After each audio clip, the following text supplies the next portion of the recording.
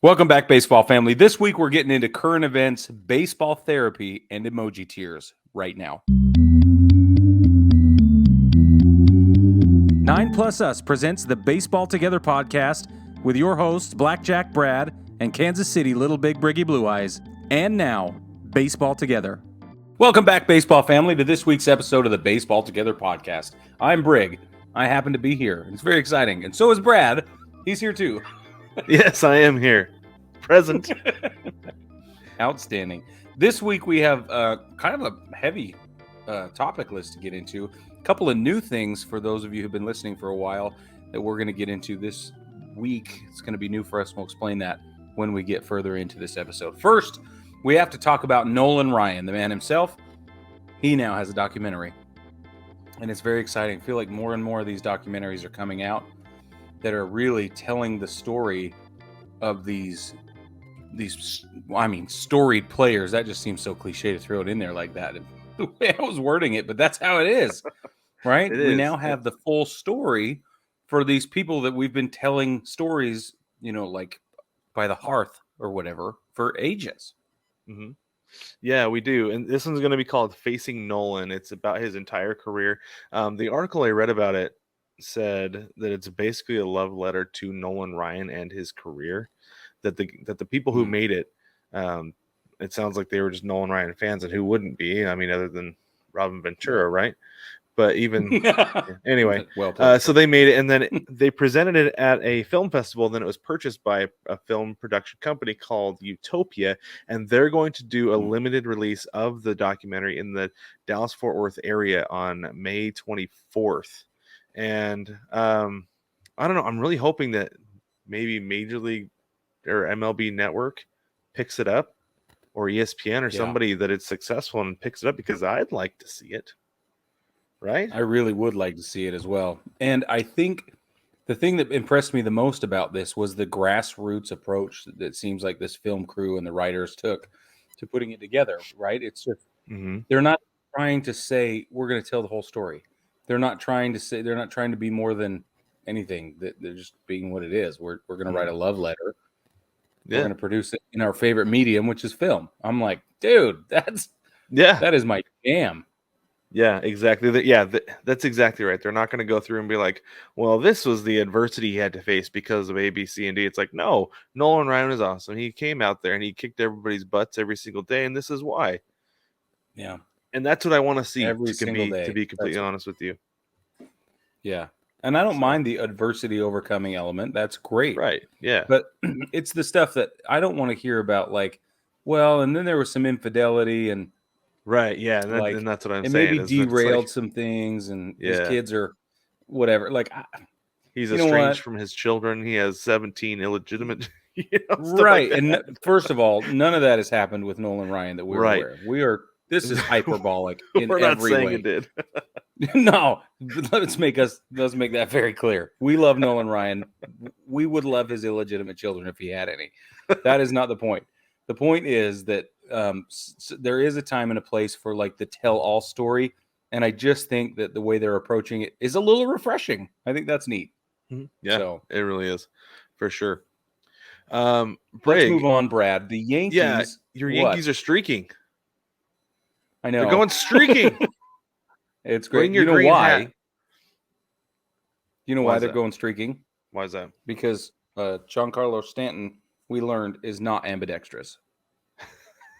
He can't play left field baseball. He can play right field baseball, and that's pretty cool.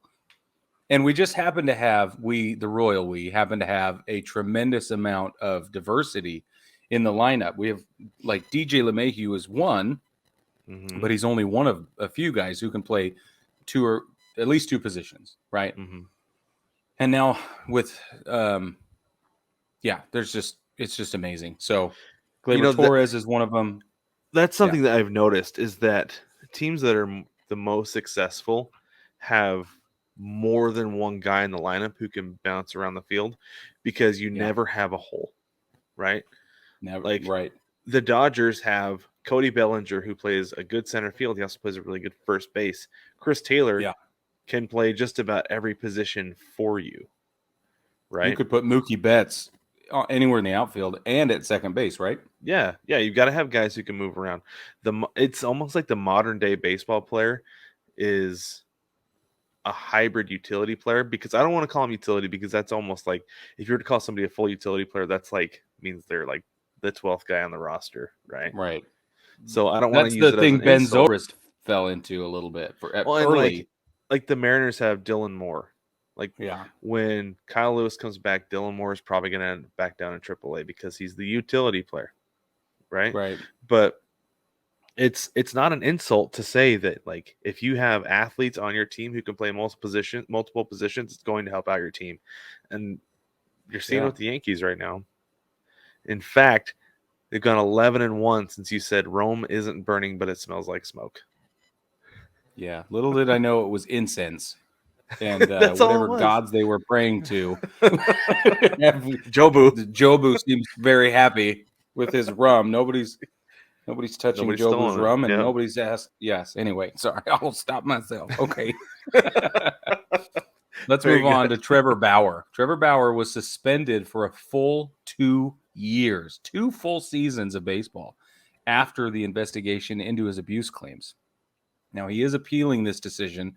Brad, my first question to you is, do we know whether his time served on his administrative absences and leave, or whatever we're calling it, will count toward this, or does this start based on the finality of this investigation? From the article I read the other day, it looked like he is not getting time served, because and that's because Right. he was getting paid during that time. Right. Right. Which, So with the and I suspension, needed you're to not getting simply, paid. right, and Go I ahead. needed to clarify that in order to ask you the second question, which is that fair? I think, as far as like the punishment goes, I think it is. He's been getting paid to basically do nothing. Right? He's made videos.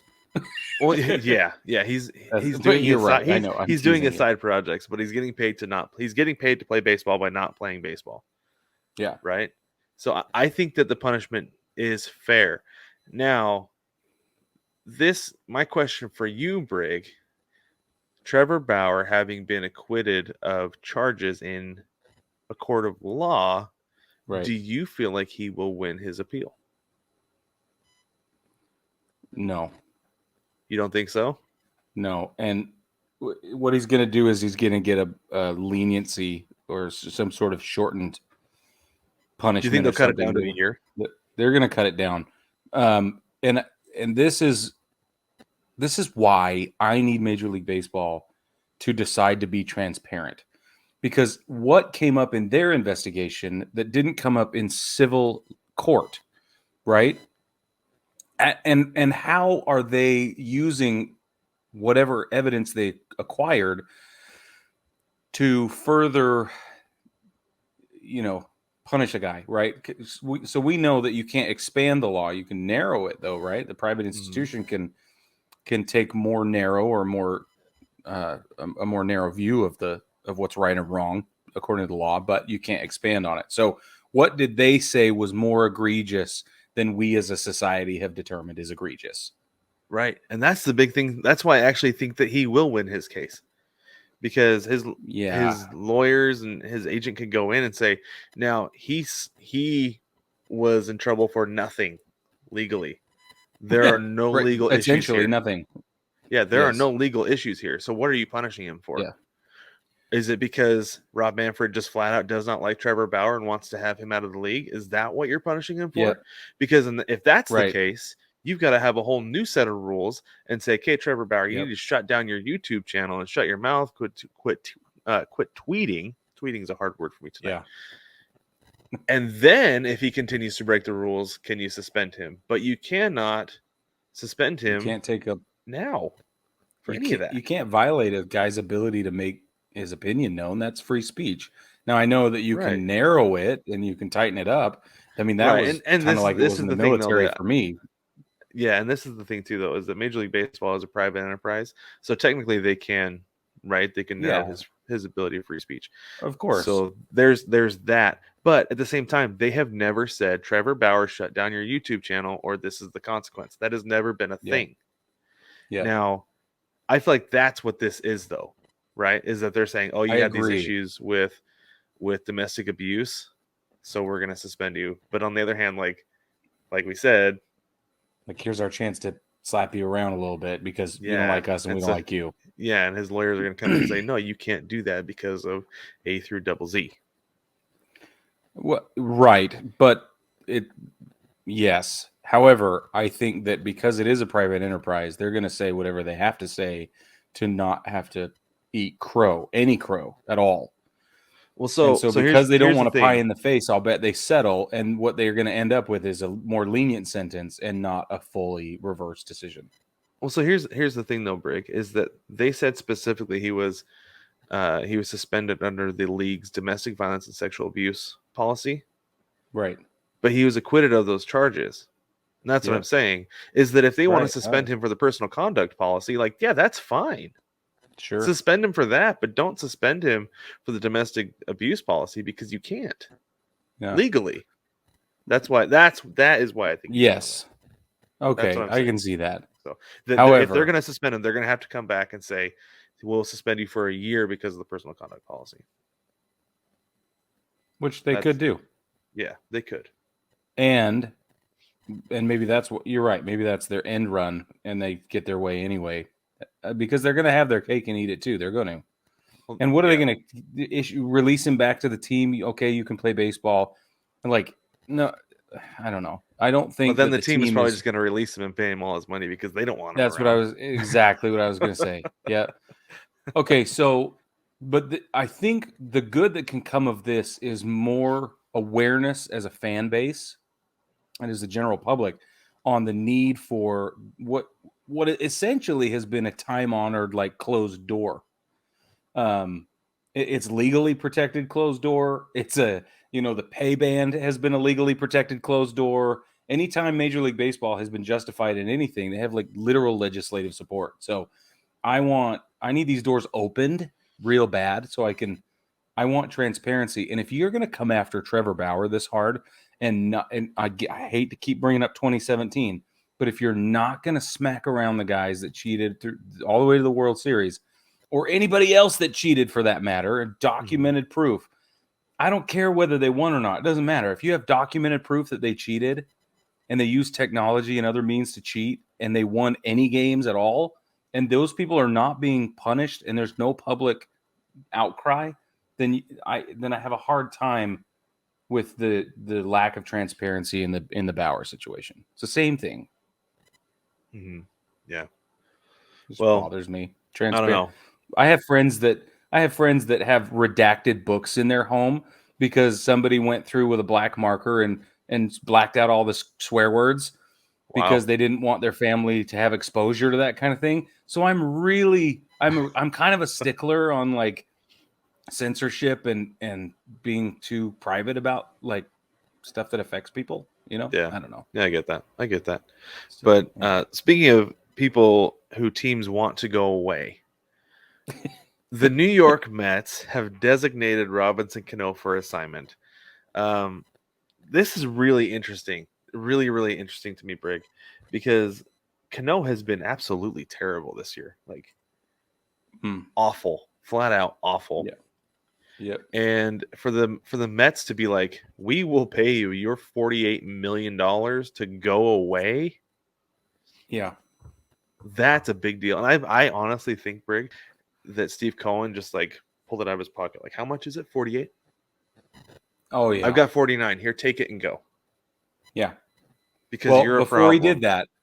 Before he did that, he went to Buck. He pulled Buck into his office and he went, what can we do to make this team even better? Because we've got a little bit of momentum here. Like how can we carve off some edges and streamline this bad boy?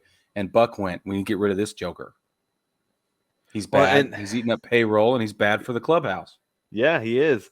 And it's as a result of the rosters going from 28 to 26. Like Major League Baseball said that they can still carry the extra pitcher through the end of the month, but they had to go down from 28 to 26, and this is how the Mets chose to get rid of Robbie Cano. And you know what? I don't blame them for doing it, because not on steroids, Robinson Cano is apparently not good at all. Not only that, though, but the dude is like, He's 39 years old. Yeah, he needs So to if be he's done. slumping at the beginning of the season, he's not going to come out of it unless he's getting some help. Yeah, your name's got to be Miguel Andujar or not Miguel Cabrera or Albert Pujols for you to be hung on to, honestly. But his name isn't. So speaking of big names and the Mets, Nolan Arenado got thrown at seemed to be pretty aggressively. And whether you're throwing at him or not, it's one thing. But they threw him at his head. The ball went at his head. It was super clear. Buzz the tower. Yeah. And it ended up being a benches clearing brawl at Busch Stadium. And Brad, we know how you feel about buzzing the tower. But is it time to reinvestigate? Like, what? I don't even know how to ask what I'm saying. What is going on here in your mind? Like, why do you like this or do you hate it? I think it's dumb to throw at a guy's head, and I honestly don't think that most pitchers these days are going to do it on purpose. Yep. I think that what it comes down to is actually something that Chris Bassett said last week, because I've seen a lot of balls just in the last 12 hours watching baseball that got away from the pitchers. Marco Gonzalez tonight just about hit Kyle Tucker in the head with a curveball that didn't snap. It slipped out of his hand. Damn. It's 75 miles an hour, but still, that's going to hurt hitting you in the head. Trust me. Doesn't matter. Yes, it's for real. But Chris Bassett said that the baseballs are not good. There's no consistency. He's like, you'll come out in the first. Yeah, he said that you'll come out in the first inning and you'll get a good base. You'll get a good batch of baseballs. Come out in the third, they're bad. Come out in the fourth, they're worse. Come out in the fifth, they're good again. And I don't know what I don't know why this is. Major League Baseball took over, bought Rawlings so that they could make sure the baseballs are up to snuff, right? And now they're worse. And they're worse than they were before. And I'll be honest with you, I've thought about it a little bit over the last few years because I have a couple of balls that we've gotten, and one of them, the stitching looked like it was pulling the hide apart. The holes in the stitching were significantly larger than what they should be, right? They're stretched, right? Yeah. It was like the hide was a little bit too small, so they stretched it a little bit, pulled those stitches, and that might be what a juiced baseball looks like. I don't know for sure. That might be what that is, or it might just be the quality of the baseball. Or they're just cutting costs and trying to do more with a smaller amount of leather. Maybe, yeah. I don't know. I don't know. But I think that's more what this is. I think it's more of an issue of control. And part of this is pitchers don't have their sticky stuff anymore. Right? Yeah. But it's comorbid with bad baseballs and inconsistent baseballs. Yes. That's the real problem. Yeah, I think it is. I really think that is the big problem here. Let's keep going with bad baseballs. Because it's all bad in Cincinnati right now. It's so bad in Cincinnati. You could keep the entire Cincinnati baseball tradition in a humidified, climate-controlled vault under the stadium, and it still wouldn't improve Cincinnati baseball right now. It just wouldn't. Well, it's crazy because you look at what they did in the offseason. They had they straight up had a fire sale, but Joey Votto's still around. You would think that he's mad about it. He should be. He should be mad about it. Yeah, he is. He's at the stage of his career where he's like, I don't want to lose. If you're gonna get rid of everybody, get rid of me too. Yeah, that's what he's the only guy that sells tickets, though. They can't get rid of him. Oh, they've got last year's reigning Rookie of the Year. Yeah, brand him as the face of your franchise. Yeah, I don't know. They're off to a 3-19 start. Well, that was the worst in franchise history. I'm gonna look and see if they played today. I can't remember if they played today or not. I don't think they did, because I don't remember. I don't remember scrolling through FanDuel and being like money line against the Reds. Yeah, anybody. No, anybody playing the Reds? No, they didn't play. They didn't play today. So 3-19. Send them to. Yeah, that's really 3-19 is really bad. Again, this is the worst in franchise history, and the thing about Cincinnati baseball is Cincinnati baseball has been around since baseball. Yes. And I mean, literally, maybe even since before baseball, mm-hmm. They will never not sell tickets. They could post the worst team in history, and I wonder what their attendance on average is right now. It would be fascinating to look. They're drawing better than the Pirates, Oakland. A's, Marlins. They're drawing better than those teams. They're far worse. Not the Marlins. They're drawing worse crowds or better crowds. You said they're better crowds or worse crowds? They're drawing more people That's than what I thought. know for sure the A's, Pirates, and Marlins. For sure, better than those three teams. Everybody's drawing more than the Oakland Athletics right now. They can't pull in more than what? Our coach pitch games are drawing more than the A's are right now. Let's be real. I was there, and that was some place, baseball. Right? It was top shelf baseball. Like you guys have some incredible hustle and talent combined. It is so good. Top shelf entertainment. But we got a comment on YouTube. I want to read this real quick. This is a guy named Javier on YouTube. He said, "As a Reds fan, I'm used to trash baseball, but this clown rubbing our faces in it really, really pisses me off." Oh yeah. Well, we don't blame that was you. The Castellini. We're just plain baseball fans, and I'm angry. Nobody should be allowed to be this bad. It should be not allowed. The problem I have with it is that they've clearly done it on purpose. I know. Is this major league happening in real life? Right. Are they legitimately the whole storyline? Because he talked about relocation. Like, is he really trying to trash this team to get somebody to buy it and move them out of town? Call Jake Taylor. Where's Tom Berenger still around, isn't he? Yeah, I'm Wesley curious. Snipes is, right?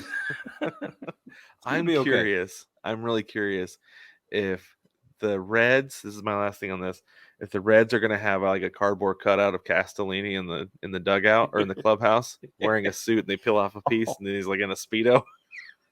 Oh, bro. We should make one and send it to them. We should. I would finance that. and I would ask for help. But that can't be that expensive. It just can't be. I wouldn't think so. Yeah. Anyway, okay, the Mariners sent a letter to Major League Baseball because Julio Rodriguez has been getting jobbed by the umpires. I love that you read exactly how I wrote it. Well, I'm like, and now I'm confused because Brad uses lingo. And I'm tired. So what does this mean, Brad? He's been called out on strikes 19 times. Okay, so he's been called out on strikes. This is going into Monday. Yeah, he'd been called out on strikes 19 times. 19 times. More than half of those, Brig, I would say like 12 to 13 of those were balls out of the zone. Consistently, he's been getting called out on strikes that are like balls that are like, it's not even borderline, Brig. They're more than a ball and a half width off the plate, inside or out, and it's been consistent with him between umpires. It's not like it was one umpire in one game that was making bad calls. It's been since the start of the season, and I'll tell you what, Brig. Mm-hmm. Julio Rodriguez has got a fantastic eye. Yeah, because he probably does two of them. He does. You're right. That's probably why he's so good at that. Why he's so good at baseball, Brig. Oh, it's that binocular Makes vision. Sense. Holy crap. The marvels of human anatomy. I'm just kidding. So yeah, he sees the ball well at the plate. He does. Yeah. So the Mariners sent a letter to Major League Baseball saying that this is a problem. It needs to be addressed. And Scott Service got tossed last week because I guess enough was finally enough against the Rays that he came out and got in the umpire's face. He was wearing a mask so he could get real close. Nice. And he was wearing a mask because he'd just gotten off the COVID list. But he had several days to really stew on this and think. I wonder if he was like, these are the points I'm going to address. It's off the plate. It's consistent. It's not just you. It's every one of you guys. Go back and tell your friends that this is unacceptable. But yeah, it was. So it's been insane. So as a fan I don't follow the Mariners closely, and I'm not I'm not in like fan groups for the Mariners like you are, but tell me, is there any behavior? Is he loud? Is he, because to me he doesn't seem like the guy that's tweeting up a storm like Trevor Bauer was. He's not out, like Right. making a scene in town anywhere. He's not loud at all to me, but I could be way wrong. No, he's not. In fact, the Seattle Times asked him about it after one of the games last week or 2 weeks ago, I think. And he just smiled and said, there's nothing I can do after they call it. Yeah. Good. That is like a 20-year vet answer. Actually, no, that is a rookie answer because a 20-year vet has the money to pay the fine. Yeah, so that's right. But it is poised. It's a poised response. Yeah. Yeah. And clearly he thought about it, because to be that concise on the spot, he knows. Mm-hmm. And he knew it was coming too. And the thing that's funny is that he knows it after he gets called out. He knows when it's not. And he just does one of those things where he kind of smiles and throws his head back and turns around and walks back to the dugout. Because like he said, there's nothing he can do about it. He's only going to hurt his team more by getting tossed. And I am curious if this continues all season long, if eventually towards the end of the year, when we have a game where it's like the 9th inning, right? And it happens, if that's when he gets his breaking point. Because I think he's going to go full Kyle Schwarber. I don't know if he'll go full Kyle Schwarber, but I can see why Schwarber was like, it's the 9th inning. It doesn't matter if I get tossed. Yeah. Right? Well, and it had been going on all game, and it was in a big spot. Yeah. Yeah. So I don't know. It's fascinating to see.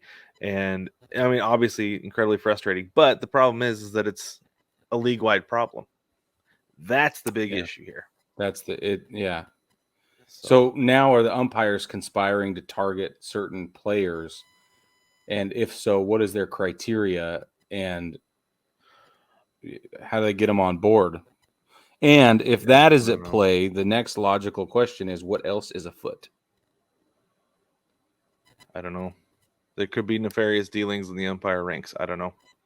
Yeah. I'm not saying that it's fixed, but it's pretty bad. Let's move on one more time. Last thing on our current events. We had a minor leaguer get called out on strikes because he, quote, took too long getting into the box. It's a full Nomar Garcia Parra situation, is what I imagine. No, he didn't even take that long. Denise of our North Chicago Baseball Together podcast, she said that she counted. She's like, it was 5-6 seconds tops for him to get back in the box to get ready. That's it. Wow. It was almost like the umpire wanted to make an example out of him, because this is an initiative that they're taking down in the minor leagues. And I think that umpire it's one of those ump show things, it's like, I'm going to be the first one to call somebody out. As soon as it's questionable, he gone. And it's just a strike, but it happened to be the third strike. I think he saw his opportunity and he took it and ran with it. Yeah. So, but you say that even though this has the goal of this is to speed up the game, even though we have a pitch clock in the minors and we have all these other initiatives, you said you have a better idea? Yeah. So the problem with this particular thing to me is that anytime it happens, what's the manager going to do? He's going to come out and argue. He wasn't taking that long, blah, blah, blah, right? Yeah. So that takes more time. I've been thinking about this a lot, Brig. Sure does. If you want to speed up the game of baseball, eliminate the 15 pitch at bat. Eliminate the 10 pitch at bat. What you do, right, is you have foul balls or strikes on the first 2 strikes. After that, it's nothing. What if a guy fouls a ball to a full count? So he's got 2 strikes on him. Every foul ball is a ball after that. And then give him 2 more foul balls. Give him 2 more foul balls. If he fouls off 2 more, 2 balls past a full count, give him first base. Reward the guy for getting a piece of the ball. Dude, okay, You've got yourself a 7 pitch at bat tops. Wow. Homie, that's not terrible. It is the 10 plus pitch at bats. You're right. Those are, especially with Brett Gardner, because I feel like his average was 13 pitches or something like that. I mean, granted, so this is coming from somebody who loves the 15 pitch at bat. Me too. I Yeah, I love deeply it. love the 15 pitch at bat. But if you're going to speed up the game, that's something you can shave off. I was Because sometimes prepared those at for bats last you. 20 minutes. They do, especially if you throw a mound visit in there, right? Yeah. I was prepared for you to say he's out after a certain whatever qualification, and I'm No, so proud reward the of you. guy. Reward the guy. Yeah, I'm so. Putting This bat on the made me ball. so happy. I was like, I was sitting here No. like, no, Brad, no, we can't. Oh, hey. No, I'm telling you, man, because I feel like guys, if they don't feel like they've had like a great at bat or they haven't had a great game, they're gonna throw the bat at a bad pitch to try to foul it off. Yeah, Right. 100%. And leave and keep the same rule, foul tip on a third strike, the catcher catches that he's out. Right. Keep all the rules the same. Yep. But just Yeah. eliminate it by making a 7-pitch maximum at bat. Call the And then Atlantic you've got more League. guys on bases. Yes, which is what it, and then with my brain just exploded. Brad, you're so smart at this baseball thing. Thanks. All right, Brig. baseball family, when Thanks. we come back, we are going to do a new segment. We have 2 new segments, but the first new segment is baseball therapy, and it's coming right now. No matter which ballpark you're at, you want to rep your team. Now you can with 9+ Us. Welcome to the Big City Series. With every design available in your team's colors, you can fit in with the home crowd or stand out on the road. Either way, we have the colors you crave. Shop the Big City Series and find designs that rep your favorite baseball podcast, cheer from the cheap seats, and much more. Shop the Big City Series only at 9plusus.com.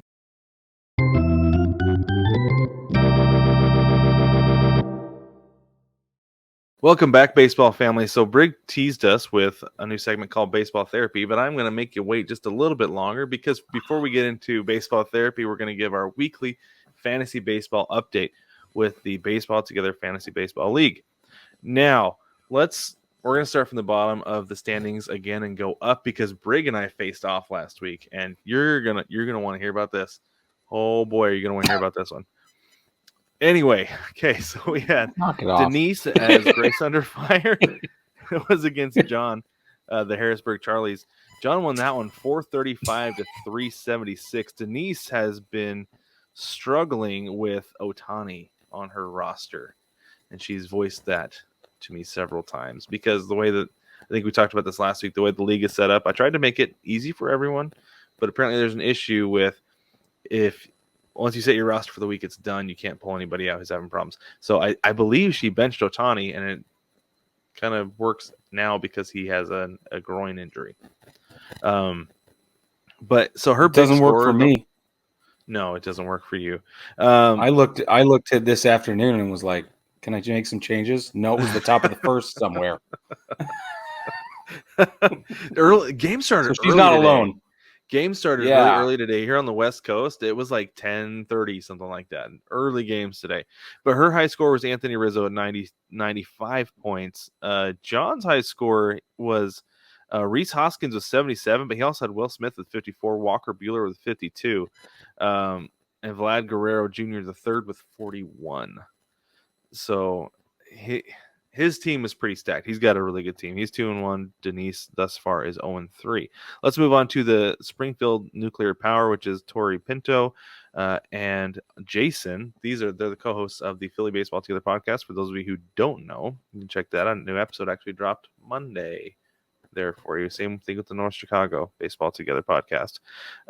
Jason won that one 438 to 340. Ran away with it. He had Tommy Edman was his high score at 61, but he also had Mike Trout with 54. Mike Trout is off to an outstanding start. This is the Mike Trout of old. Did I actually bring up to you, Brig, that Mike Trout might be out of his prime? Did I say that to you like out loud? Yeah, for sure. I take it back. He's not. Every bit of it. Yeah, I take it back. Definitely not out of his he prime. lagged out the other day was terrific. Yeah. No, Mike Trout's having a Mike Trout year, and it's good for him. It's been good for the Angels. Tori's high score was JT Realmuto with 65. Then he had Paul Goldschmidt right behind his 63, but it was not enough. Let's go over to Jewel, who is Big League Chupacabras, and then Zip, our listener participant, is the Springfield Isotopes. Jewel ran away with that one, 505 to 341. So this is the big surprise to me right here. CJ Crone with the Rockies was his high score with 81 points. 81 freaking points. Wow. From CJ Crone. Yeah. Holy That cow. dude was tossed on the trash heap like 2 years ago by the Angels. And I thought he was just going to fall by the wayside out of the league. But here he is ripping things to shreds for the Rockies. And he That's also awesome. had Jared Walsh, who had 78 points. So basically rode those two to a win. Zip had Carlos Correa with 52 points and Josh Bell with 61. And then we get to the matchup of the week. The Manitoba Lies. Man Clowns against Brigger Mortis. It's Brig and I, for those of you keeping track. Brig actually had a player outscore me. Jake Cronenworth had 64 points. For sure. Yeah. That's it, though. Ty France had 46. Ty France came crashing back down to earth after his huge weekend. I had Matt Olson with 54, Corey Seager with 52, and Kyle Tucker with 51. Pretty evenly distributed score to a 401-281 victory. Thank you very much, Brig. So I am at 3-0. Brig is at 1-2. Jewel, the Big League Chupacabras, is 2-1, and Zip, the Springfield Isotopes, is 0-3. So that is your fantasy baseball update for the week. Like we said, if you have any questions about fantasy baseball, you want some advice, anything like that, it might not be good, but we'll sure give it to you. Go ahead and send us an email in the mailbag. There's a link in the description of every episode in our link tree. You can also go to baseballtogether.com to find the mailbag. Okay, let's move on to this new thing that Brig had an idea for this called baseball therapy. Would you want to explain this a little bit, Brig? Every month, the first week of the month, we are going to jump on. One of us is going to jump on the couch, and the other one is going to therapize. And this week, I will be playing the therapist, and Brad will be. I thought you were going to be. I thought I thought you were going to be on the couch. You're going to be the therapist. I'm going to be on the couch. Okay, that's more appropriate, actually. Yeah, I wasn't prepared for that, so normally I would go for it, but I wasn't. Given my fantasy league, I think I need to be on the couch. Okay. All right, Brig. What is ailing you today? What is ailing me? Ailing me? Christian Yelich and Cody Bellinger are bad at baseball. That I don't understand. What makes them bad at baseball, Brig? Well, they are bad at baseball right now. They don't play well, and nobody seems to care. Well, I guess my question should be, what quantifies bad at baseball? Bad at baseball is that they can't hit the ball. What do you theorize is the problem with that? Do you have a theory? Anything? I do, actually. What might that be? Do you remember a couple of years ago when that's all we were talking about was Belly and Yelly? Belly and Yelly, they were playing the game of MVP. Yeah, I remember that.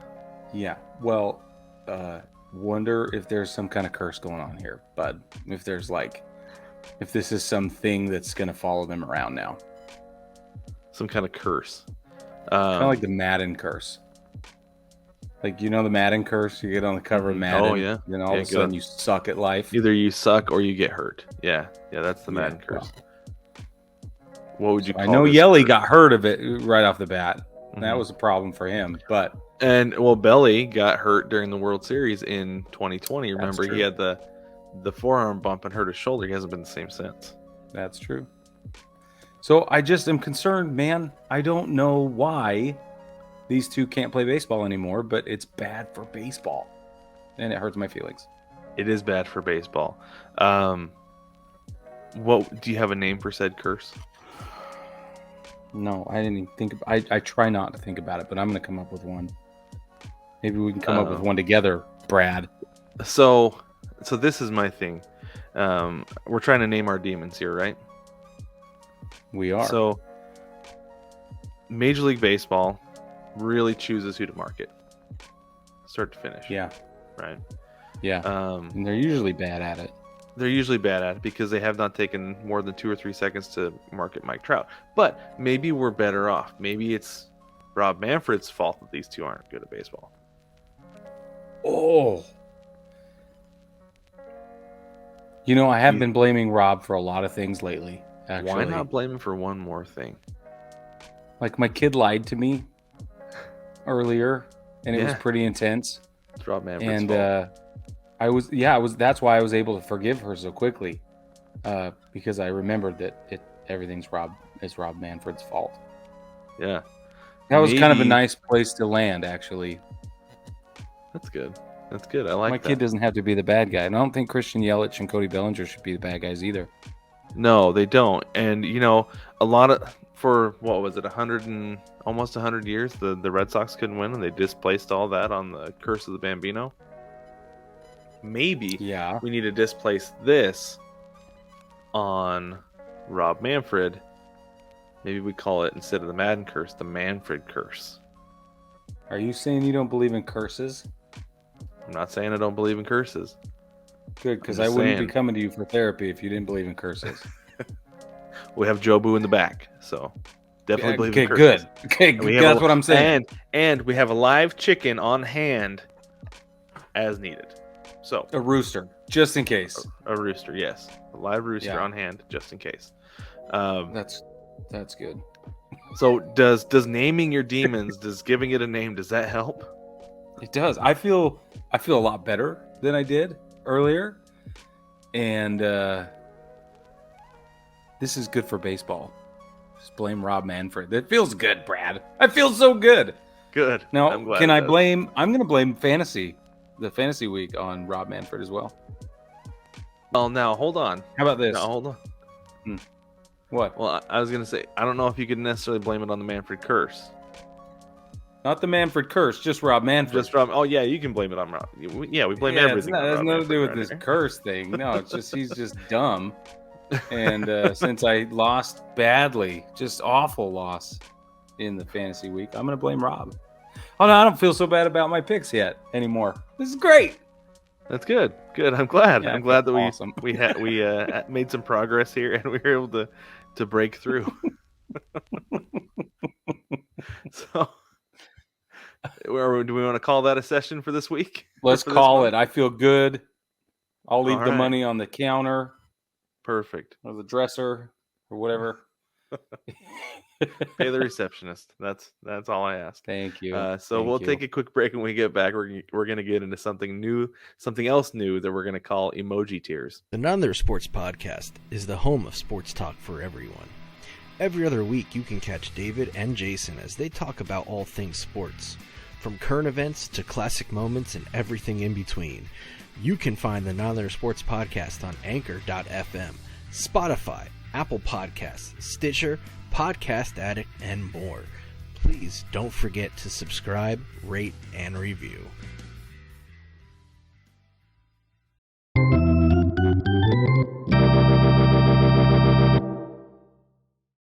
Welcome back, baseball family. We're going to get into our third segment of the episode, where we have been planning something very exciting for you for about 17 years, actually, it feels like.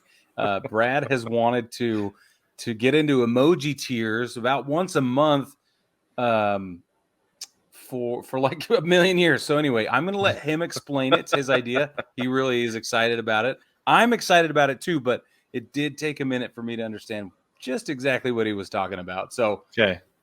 All right. I'm fully on board. So ready to go. All right. Okay, so emoji tiers, this is our version of power rankings, but going 1 through 30 is difficult. I've done it several times with different sports, and it is not nearly as fun as what people make it out to be. I don't like power rankings. So what we're going to do is we're going to do this a little bit easier, and we're just going to do tiers. So the way this is broken down is each tier is assigned an emoji that describes the group of teams in that tier. We have top tier, it's going to be broken into our top 3 and our bottom 3, or the top and bottom. And then the other 24 teams will be broken in and distributed among those other 3 middle tiers with 8 teams in each. So we have the top tier is the best teams in the league. The top 3, that's our diamond tier. And then the second tier is a heart emoji, because these are the teams that we really like what they're doing, but they have some work to do. And then the middle is a question mark, because these are teams that we're not really sure what's going on. They're not good. They're not bad. They're not ugly. They're just kind of existing and playing games. And so they help a lot of other people play baseball really well or really Exactly. poorly. That's what that middle tier At does. this point, they're almost like I don't want to say sparring partners because they're not like dummies, but they're just kind of there. Anyway, and then we have for our fourth tier, we have a thumbs down emoji. These are bad teams. These are going to be bad teams. And then the bottom tier is a poop emoji because these teams are straight doo-doo. They're the worst 3 teams in the league. And once you know it, we didn't actually agree on our bottom 3 teams. Right. So, okay. Do we want to start top or bottom, Brig? Start at the top. Start at the that's top. Easiest at this point. That is easiest. Okay. And now, for those of you not watching on YouTube, we have overlays. So if you'd like, you can go check those out on the YouTubes. So let's go with our diamond. We actually, all 3 of them, we agreed on all 3 of them here. We have the Dodgers, Mets, and Yankees. Yep. If you had asked us there. 2 weeks ago, well, I mean, if you'd asked us 2 weeks ago, the Yankees would have been much farther down, but they've rattled off 10 in a row, 10 of 11. 11 of 12. 11 and yeah, exactly. And they appear to be one of the best teams in the league right now. I mean, who knows? In 2 months, they could be down in the poop tier, but I don't know. The Dodgers are the Dodgers. The Mets are the Mets. Honestly, I thought the Mets were going to met the bed.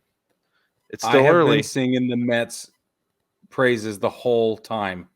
You have been. I'll give you credit with that. I'm I'll give so you credit excited there. about them. I'm also going to say it's still early. It is May. It is still the early. 2nd. So there's still plenty of time for them to met the bed. But I'm excited. I'm still high on the Mets, man, and I am excited to have both New York teams in my diamond category this month. DeGrom hasn't even pitched this season. That's what I'm saying. It's crazy. It is crazy. Absolutely crazy. All right, Brig, let's go ahead with your heart tier. From here on out, it's going to be different. Give us your heart tier. My heart tier includes the Brew Crew, the Friars, the Twins, Angels, Rays, Blue Jays, Giants, and my dark horse for the week is the D-backs. And I will justify one of those teams to you. I picked the Diamondbacks because they beat the Dodgers in a homestand series, and then they split a series with the Cardinals. And I'm like, that's crazy to me. I'm very excited for them. I happened to be at 2 of those games, which is even better. So maybe a little like whatever that janky homerism. I don't know what we call that, but that's all at play a little bit here as well. So I get a little more emotionally attached to the D-backs right now. Yeah, I could see that. That makes sense. We'll get to the D-backs in mind later. So for me, my heart emoji tier, I have the Brewers, Padres, Mariners. That's what I'm going to justify. Angels, Twins, Blue Jays, Giants, and Marlins. Now, I'm still going to put the Mariners here. This is, yes, a homer pick. Definitely. I have them way higher than most people would have them right now. Yeah. But they're legitimately a couple of bad pitches, a couple of bad bounces away from being, I mean, they're still a winning team. They're 12-11 even after losing tonight to the Astros. Yeah. I don't know. Like, Robbie Ray hasn't been as sharp. Marco Gonzalez has been bad. Chris Flexen has not been very good. And Matt Brash is still a rookie, looking like a rookie sometimes. Logan Gilbert has been the best member of that starting staff. And, I mean, his ERA is 0.4 after five starts, I believe. After the first month, he was nothing. Named AL Pitcher of the Month, by the by. For sure. That's fantastic. No, I honestly feel like the Mariners are a better team than what they've looked like. So I'm going to keep them up there until they really slide into a bad spot. So okay, Brig, you want to go with your question mark tier for us? Yeah, again, middle of the road, more like Brad said, like sparring partners. This is where I put Miami. A lot of people are going to give me guff about putting Houston in here, but I've got the Astros in my middle of the pack. Cardinals, Phillies, Braves, Rockies, Cleveland's baseball team, and your Seattle Mariners. And I'm not going to fight you about putting the Mariners there because they've looked like that in the last week. I mean, not only does their record belong there, but just the on-the-field energy or performances or whatever, I feel like puts them there. And you're probably right. It's probably that juice would swing one way or the other on the backs of a couple of bad hops or a couple of bad breaks at the plate or whatever. But to me, I just think, like, I'm with you. Like, I'm on the bubble. It's okay. They could shock me next month, and I'll be right there with you. So, well, and one of the and things I wouldn't be that shocked actually. So I was talking to Jewel about this week. We did the Seattle Baseball Together podcast this week, and I was like, man, it's like this team just needs to figure out how to win on the road. If they can figure out how to win on the road, they'll be good. Because they killed their homestand, they crushed it, but they've not been great on the road, and I think that's the problem right now. And that is what average teams do: is they win at home and not on the road. So they're going to need to figure it out. So I think. Well, I and think Julio Rodriguez, isn't he like batting 350 or better right now? Anyway, Julio, even with his weird calls, I saw he's like 250. No, the guy who's been ripping things to shreds is JP Crawford. He's riding an 11-game hit streak right now. And he's got 4 home runs, which I want to say is more than what he had all of last year already. That's awesome. That like he's had a sudden power surge at the beginning of the year, and he's crushing it. Sorry, no, he did have 9 last year, but still he had 3 in 18, 7 in 19. He's on pace to just destroy that number. So it's awesome. And he was on the all MLB team for April too as the shortstop. Jeez, that's awesome. So very excited about JP Crawford's season so far. Okay, my question mark thumbs tier. Down. Oh yeah, no, I got to go on my question mark. I've got the White Sox, Astros, Phillies, Cardinals, Braves, Rockies, Diamondbacks, and Rays. The one I mean, we both had the Astros in here, and to be completely honest, I saw a stat tonight that going into the game against the Mariners tonight, they had a batting average of 250 on balls put in play, and that was the lowest in the league. So right now they're and they're ranked 15th in the league in walks. That is uncharacteristic for the Astros. Yeah, for them to be not taking walks, not getting on base, and some of that could just be a matter of bad luck. Like sometimes you just get in a stretch where every ball you hit is at somebody, right? That happens all the time. So they could bust out of that as a team collectively, and they could rip things to shreds and be up in the heart tier next month. But for now, they have not performed. They have not played well. They didn't play well in April, and so they belong to me in the question mark tier. All right, let's go to thumbs down. Thumbs down. Well, I just love putting the Red Sox in the thumbs down category. I'm not going to lie to you there. It's just overall. The royal we all agree. So also I've got the Athletics, the Rangers, the Cubbies, Orioles, Tigers, White Sox, Pirates.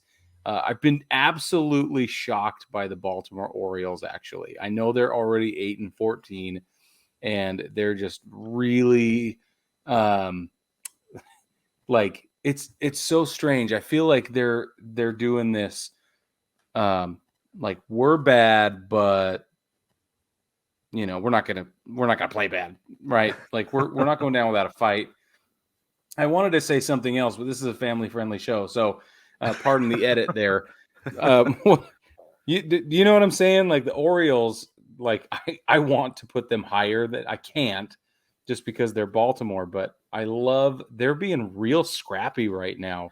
That's the thing. I was going to say that the Orioles are going to be one of those teams, and we talked about this in our fantasy baseball text feed, that I thought the Royals were going to be the pest this year.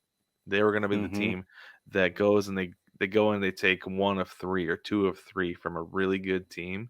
It turns out the Orioles are that team so far. They really are. And we all did think it was going to be the Royals. But they're doing this it's kind of like the Royals did it a couple of years ago. I don't know. Anyway, they're bad and problematic all at the same time. And it's fun. What are they, 8-15 right now? 9-14, something like that? The Orioles are 8-14 going into Monday. They're 8-14. So so I think it's fantastic. It's fun to giggle about the Orioles being like bad and also bad for you. It's awesome. Yes, they are. And in fact, there's a team like that in my thumbs down tier. I have the Red Sox, A's, Rangers, Cubs, Nats, Tigers, Guardians, and Royals. And the Rangers to me are the other team that are like that. They have a whole lot of offensive firepower, but they don't have any pitching. So every game against them is going to be like 7-5, 9-6, stuff like that. Like, and they're going to be on the losing side of that, but they're going to make you nervous, right? Because they have so much offensive power. They've got Corey Seagers and they've got Marcus Semien. They don't have Andrews at trade, but anyway, they've got guys who can hit, and so it's going to make you nervous that they're going to come back, especially at home. That could be a problem for teams going to. They're Texas. not though. But they're not. Here's what's pitching going is on terrible. with Texas. Yeah, Texas is experiencing success in the power rankings only because other teams have had bad experiences and they happen to be playing Texas. That's like, and it's early, and it's really early. And it's really early. But it's like, oh, this guy's hurt. We got a little bad hop. We're a little lazy today, or whatever. And it's always been against Texas, and that's the only reason they're worth talking about right now. Well, and they have the same record as the Orioles. They're 8-14 going. I know. Yeah, but the Orioles are earning it. The Rangers are falling into it. Yeah. I mean, watch a Rangers game and you're like, okay, they're there. You watch an Orioles game, they all have this attitude problem. They're all like, we're not going to be bad. We're not going to be, we're going to Trey Mancini. That's because they're used to be really good at baseball. That's what I'm saying is that you got Trey Mancini, but then you've got Cedric Mullins. Cedric Mullins refuses to be bad. Cedric Mullins, he's great. And if he's surrounding himself with other people that are like, oh, we can be heroes just for one day, and he's like, yes, you can. So that's what's happening in Baltimore. But in Texas, they're like, I don't know. I guess I'm just going to show up, I suppose. But like, the thing is, though, is they have barbecue. The later. Rangers do have Adolis Garcia, who honestly, is a baller. That guy's so good, and he's part of the problem too. Is for teams going in there is that I feel like Corey Seager is cashing a check, Marcus Semien is cashing a check, but Adolis Garcia actually wants to play. He's the guy who wants to play and win. So, anywho.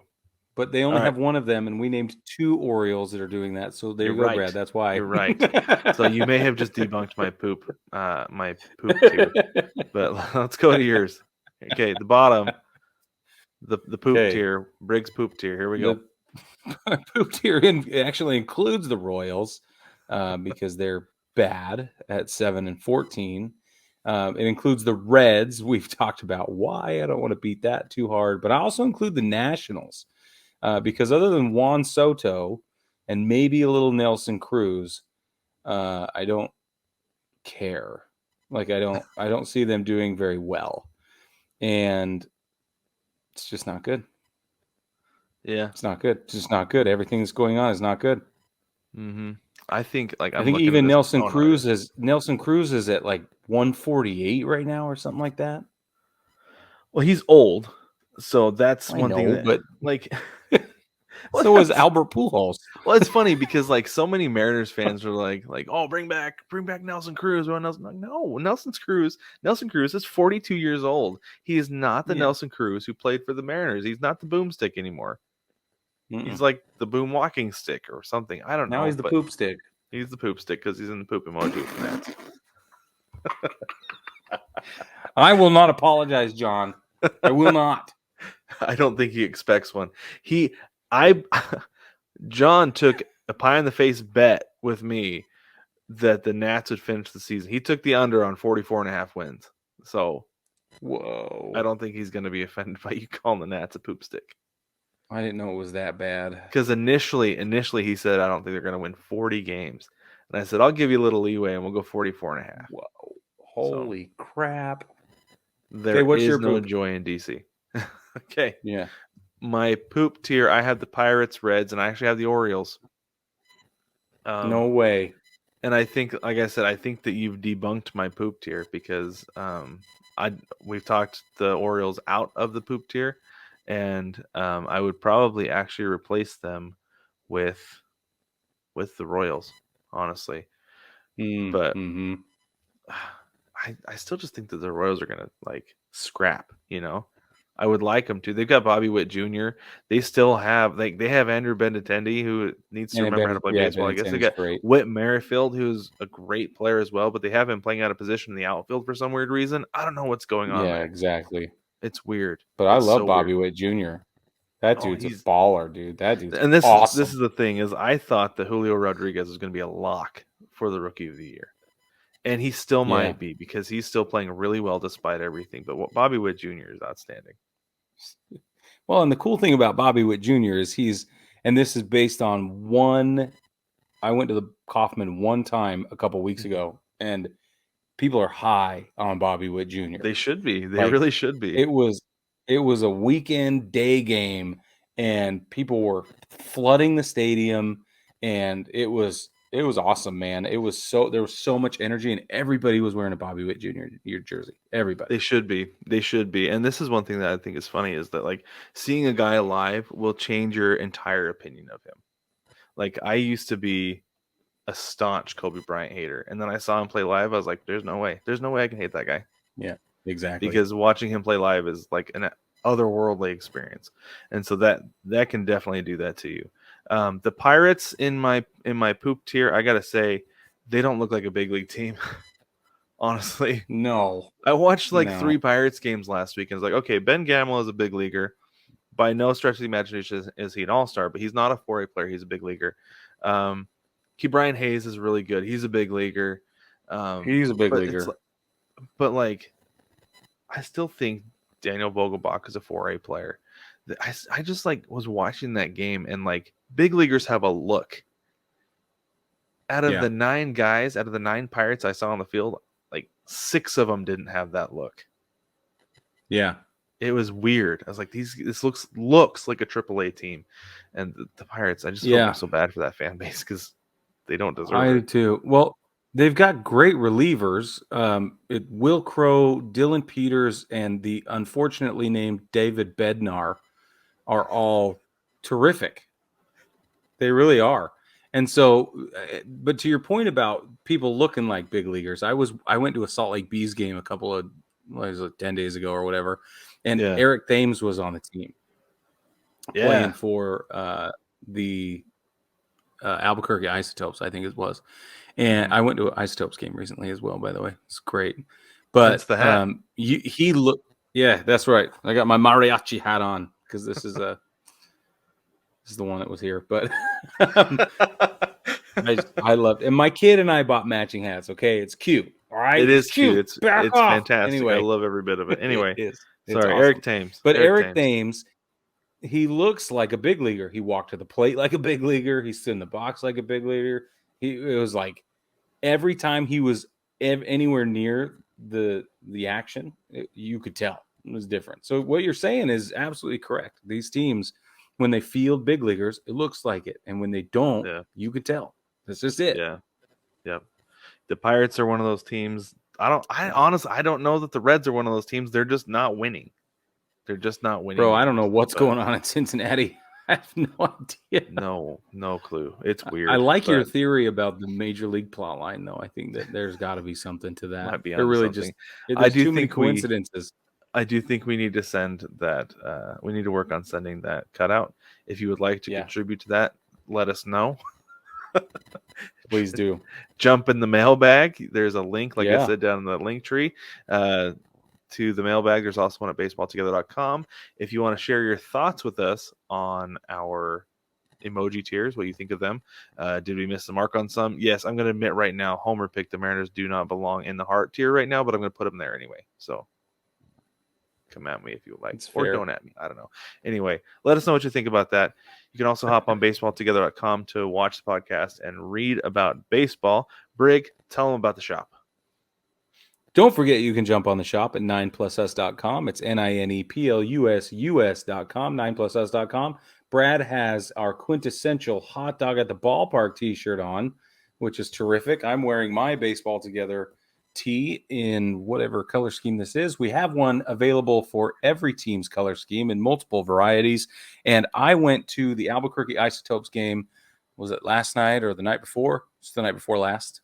and they had Little League Day or whatever. So every Little Leaguer in the whole freaking probably all of New Mexico was there, honestly, and they were all wearing their jerseys, and they had softball teams there and everything, and all the parents were wearing the big league merchandise that supported the Little League team's affiliation, right? Mm-hmm. And they were all MLB teams were covered.